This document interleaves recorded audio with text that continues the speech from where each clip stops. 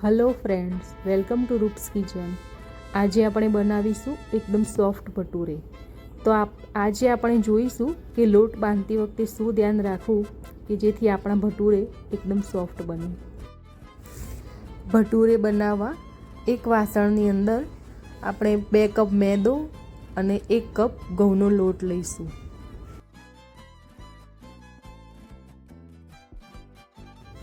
તેમાં સ્વાદ અનુસાર મીઠું ઉમેરીશું.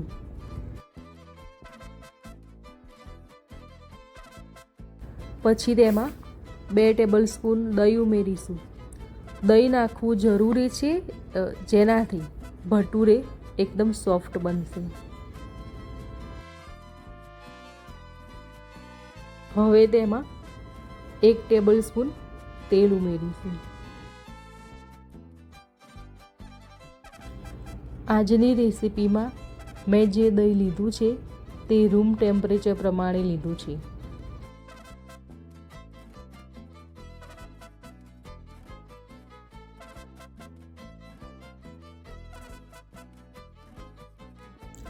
હવે લોટને બરાબર મિક્સ કરી લઈએ અને લોટમાં થોડુંક પાણી ઉમેરતા જઈશું અને લોટને 7 થી 8 મિનિટ સુધી મસળીને રોટલીના લોટ કરતાં થોડોક વધારે ટાઈટ લોટ તૈયાર કરીશું. અને હા, મેં લોટ બાંધવા થોડુંક નવશેકું પાણી લીધું છે. આ લોટ તૈયાર કરતા સમયે બને તેટલો લોટને તાકાત સાથે મસળવાનો છે, જેથી કરીને ભટુરે તળીએ ત્યારે ભટુરે ફૂલીને સોફ્ટ થશે. ફ્રેન્ડ્સ, ભટુરેને આમ તો છોલે સાથે ખાવાની મજા કંઈક અલગ જ છે. અને જ્યારે ભટુરે સાથે છોલેની સબ્જી ઘરે જ બનાવીએ તો ઘરના વ્યક્તિઓની હેલ્થ પણ સચવાય છે. જેથી ટૂંક જ સમયમાં મારી ચેનલ ઉપર આપના માટે છોલેની સબ્જીની રેસીપી પ્રેઝન્ટ કરવાની છું. ફ્રેન્ડ્સ, તમે જોઈ શકો છો કે આપણો લોટ તૈયાર થઈ ગયો છે. અને આગળ મેં તમને કહ્યું તે મુજબ રોટલીનો લોટ આપણે જે તૈયાર કરીએ છીએ તેના કરતાં થોડોક ટાઈટ લોટ બાંધ્યો છે.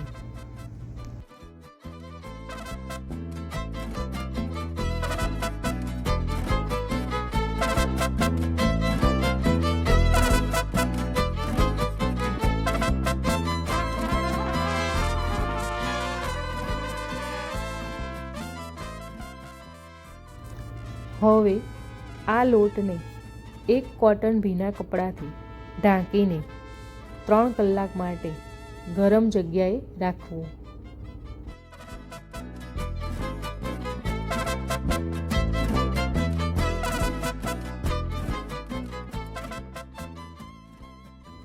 ચલો ફ્રેન્ડ્સ, હવે આપણે ભટુરેને લંબગોળ વણીને તૈયાર કરી લઈએ.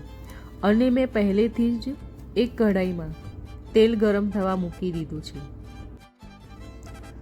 ભટુરે તળતી વખતે તેલ એકદમ ગરમ હોવું જરૂરી છે, નહીં તો ભટુરે બરાબર ફૂલશે નહીં.